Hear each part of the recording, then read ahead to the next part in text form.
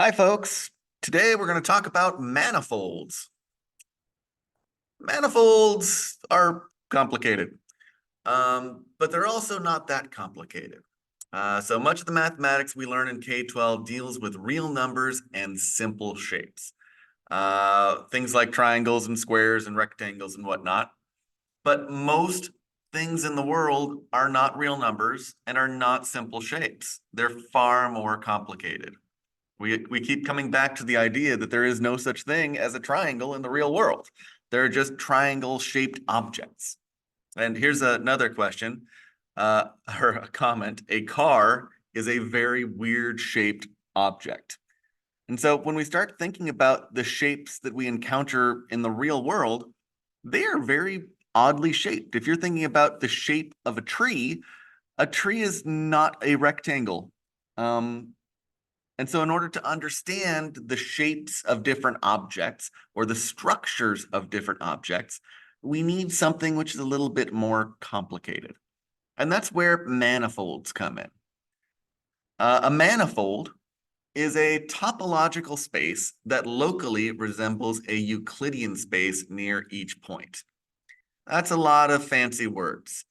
When we say Euclidean space, we mean locally, it looks like the real numbers R2, Rn for some n. And so locally, if you look really close, it means that it looks like a line.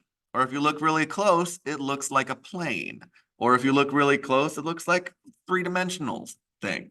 And so it looks locally like what we would expect in the Cartesian coordinate system. The dimension n of a manifold denotes which Euclidean space the manifold resembles.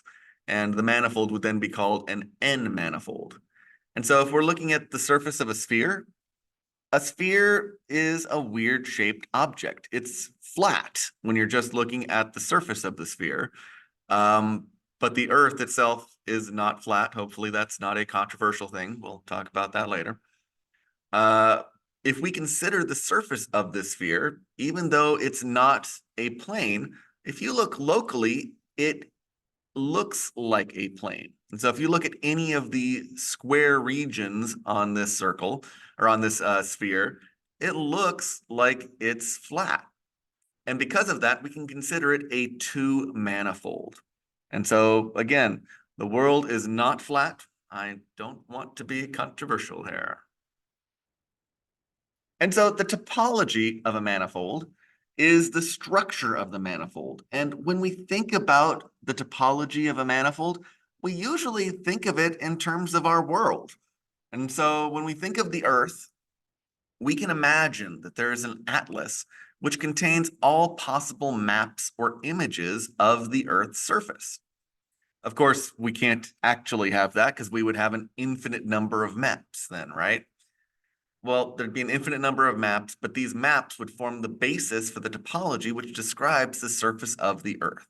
And so we could take all of the little small images of the Earth and put them together, and we would create a map of the entire Earth. We use this type of topology to describe a manifold. We call the maps charts, and the collection of maps is called an atlas. And so we can create an atlas which describes whatever type of structure we're talking about. If we're talking about the shape of a car, well, we could create an atlas which would describe all of the little pieces of the car and what their structures are. And so that's how the topology of a manifold works.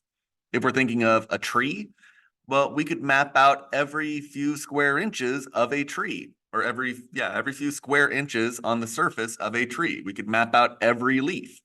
And with all of those maps, we would be able to describe what the tree actually looks like. We're going to start with one-dimensional manifolds because one-dimensional manifolds are much nicer and easier to deal with.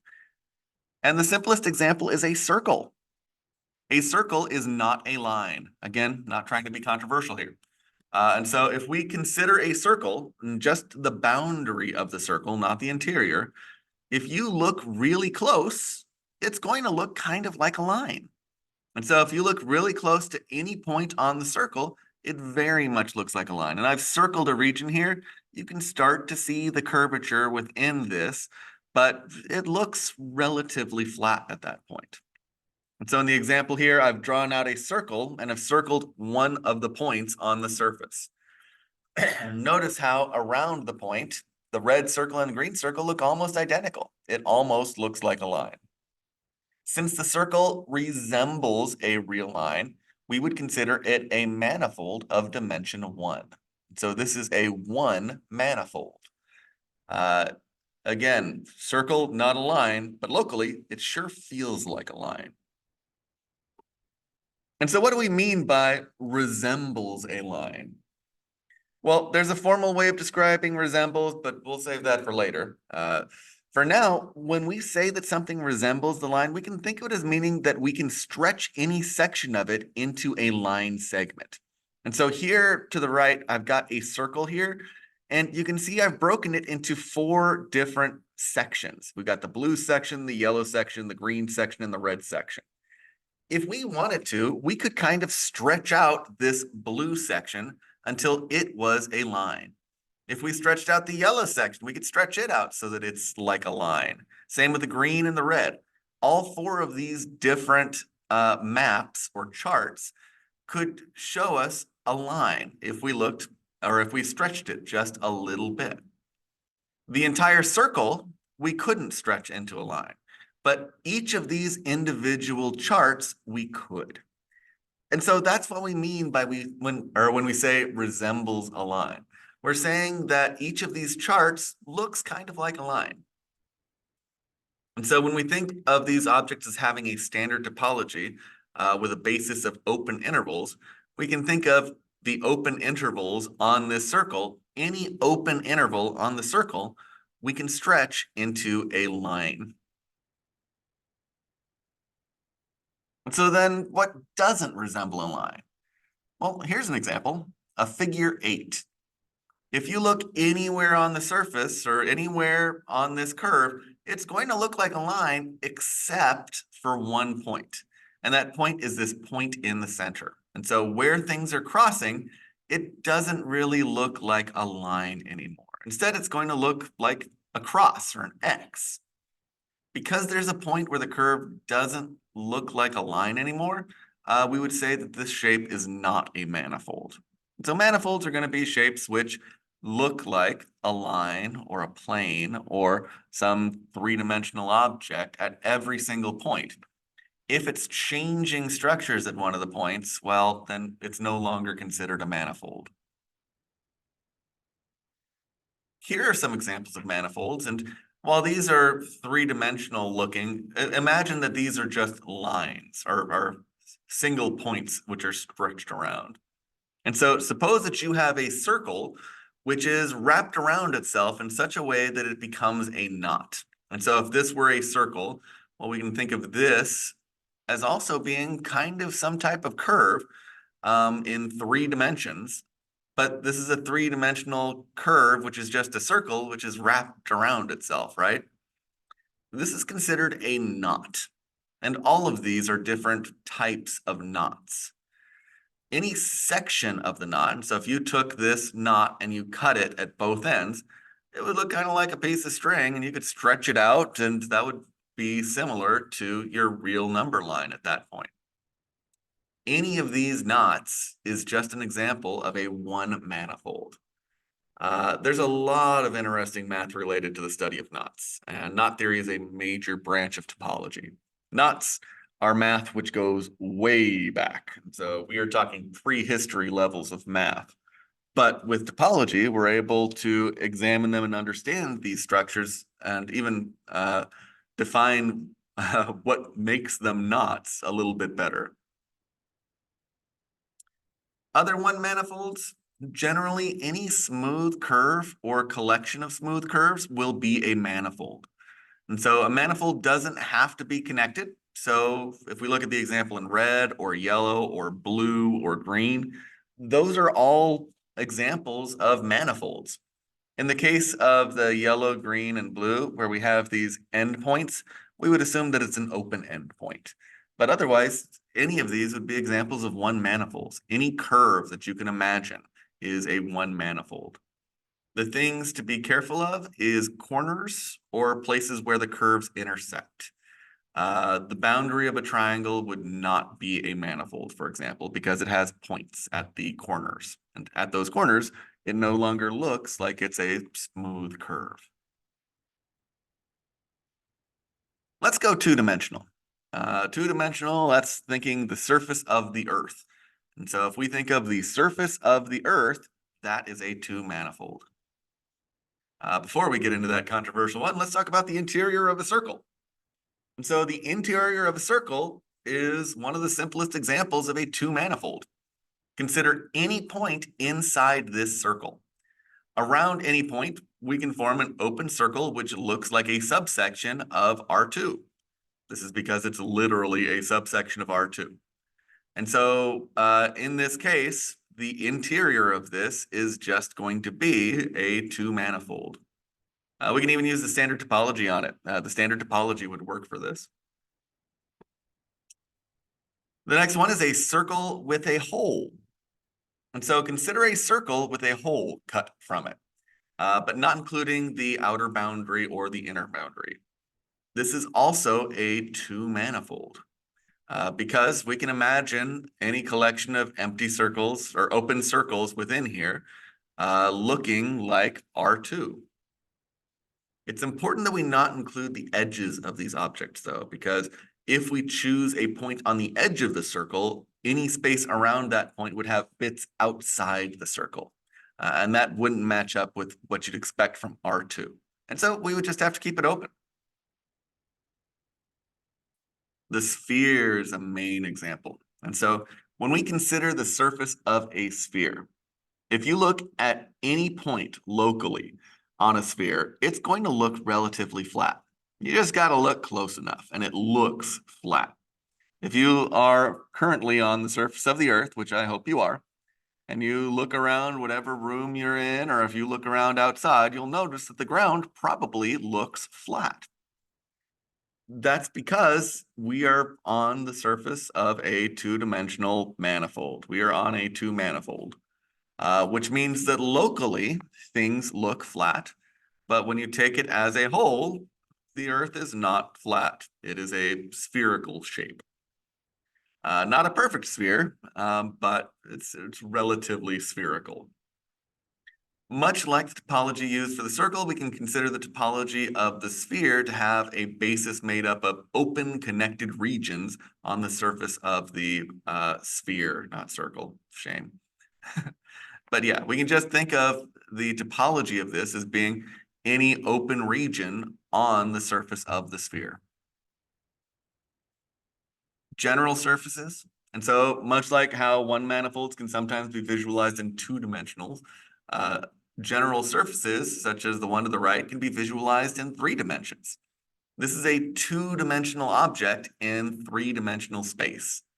As long as there's no corners, no intersections, and nothing weird on the boundary, the interior of such a shape should be a two-manifold. And so when we're thinking about the shape of a car, if we're just talking about the surface of the car, that might be a two-manifold, or at least be approximated by a two-manifold. You might have issues with the edges, but otherwise, the surface is going to be some nice two-manifold. We could even cut holes in these shapes, and they would still be manifolds. Sometimes, in order to visualize these shapes, we take a rectangle and we stretch it out. And we can create some very interesting shapes from this. Some of them you're very familiar with, and some of them you might not be as familiar with, but you should learn them. The standard example is the Mobius strip. And so we're going to make sure we all know what a Mobius strip is and why we care about it. And so let's suppose that we have a rectangle, such as the one to the right. What shape do we get if we connect the left and right sides together? And so we're just going to take this edge and we are going to wrap it around and connect it to this edge. What shape are we going to get? Well, we get a cylinder. Think paper towel roll. Provided we do not include the boundary at the top and the bottom, this is a manifold. And so if we're not including the endpoints at the top and bottom, this is going to be a two-manifold. Here's an example of what a cylinder looks like. Hopefully you all know what a cylinder is. So here's the example of the Mobius strip, which is very similarly structured to the cylinder, but with a twist. And so consider a rectangle such as the one to the right. What shape do we get if we connect the opposite sides together, but with a twist? And so basically we're going to connect this bottom left point to this top right point. We're going to connect this bottom right point to this top left point, and we're just going to kind of wrap it around. And so we're going to wrap it around, but we're going to have a twist in the paper. This structure is called a Mobius strip, and it has a number of very interesting properties. The big one being, it is a surface which has only one side. When you think your cylinder, your piece of paper, it had two sides. It had an inside and an outside, or it had a front and a back. When we connect the Mobius strip, we get this shape. And if you follow the outside of the shape, well, now we're going to be on the back, and then we're going to be on the interior. Now we're going to be on the interior where we started on the exterior.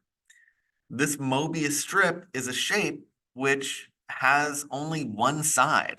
If you were an ant walking on the outside of a Mobius strip, well, you can go to the other side because there is no outside or inside for a Mobius strip. It's a surface which only has the one side. And it's a manifold.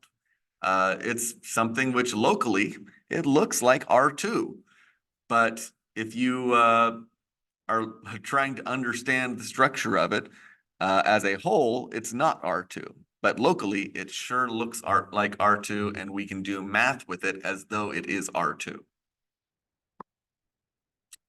Here's another example, the torus. And so consider the cylinder shape before, and let's go back to the cylinder shape. What if we take the ends of the cylinders and connect them to one another? So if we take this end and this end and wrap the cylinder around so that those sides connect, what shape do we get? Well, we know that doing this brown arrows is going to give us a cylinder. If we then connect the ends up together, we get a shape called a torus, which is also known as a donut. And so this is an example of a torus, where we have taken a cylinder and then connected the ends of the cylinder together. Now the tricky one, a Klein bottle. What if we take a Mobius strip and we do the same thing we did with the torus? We connect the edges together.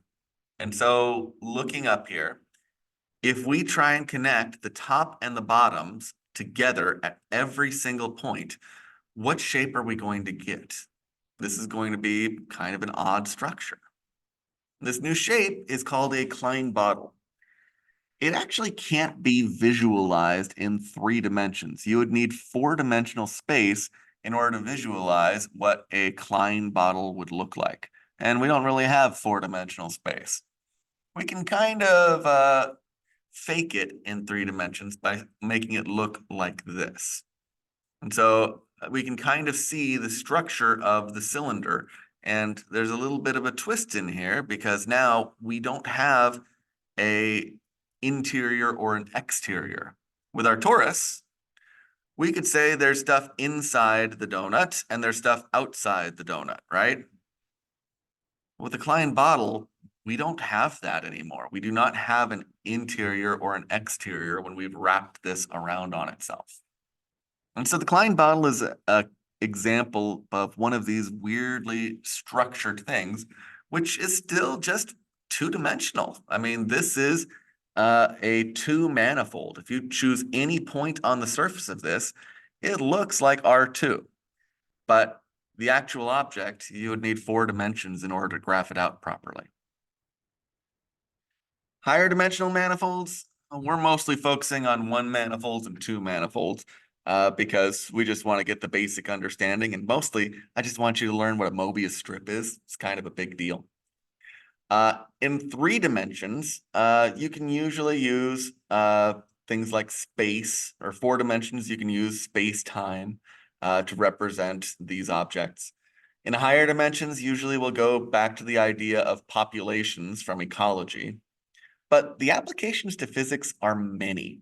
And the idea of topology and manifolds has become very popular the last 100 years or so, mainly because of Einstein. Uh, the idea is locally, things feel like 3 dimensions, maybe 4 dimensions if you count space-time, but we suspect that the universe is a manifold because we know that space and time and gravity warp everything. And the universe is not perfectly Euclidean. Locally, it sure feels like we're in R3. We are dealing with 3 dimensional space. But we know the science is showing that we are not in 3 dimensional space. And so then it becomes a question of how exactly has 3 dimensional space been twisted? And in order to understand that, we need manifolds. And so that's the big movement behind why people have been studying manifolds for the last 100 years or so. As mentioned, manifolds are a major area of research in mathematics with big applications to physics. There's actually a number of mathematical fields that deal with manifolds. And so topology, differential geometry, which is the study of how things move in weird dimensions, differential topology, which is structures which have both algebraic structures and calculus structures on them. Lie algebras, those are weird. These are objects that touch on a little bit of math from a number of different areas. What I want you to get out of this, though, is that we have ways of understanding weirdly shaped objects. And this is mostly math from the last 100 years or so. Most of the math you learn in school is stuff from the ancient Greeks and Babylonians and a little bit from, the 16th and 17th centuries, but you don't really get to see any new math. And this math itself isn't new. I mean, we're talking about math which is 100, 200 years old, but it's not difficult to understand the idea of shapes which are harder to model. The idea of figuring out what the shape of a tree is something we can all visualize. And the tools of topology give us a way of understanding the shape of a tree. We can think of it as a manifold. We're looking at the surface of a tree. We're talking about a 2-dimensional manifold where we can map out every square inch of a tree and we can think of all the leaves. If we wanted to think of the interior, well, we could think of a 3 manifold, figure out what the volume of a tree is. With that, I'll let you get to work exploring where you find manifolds in the real world. Good luck, folks.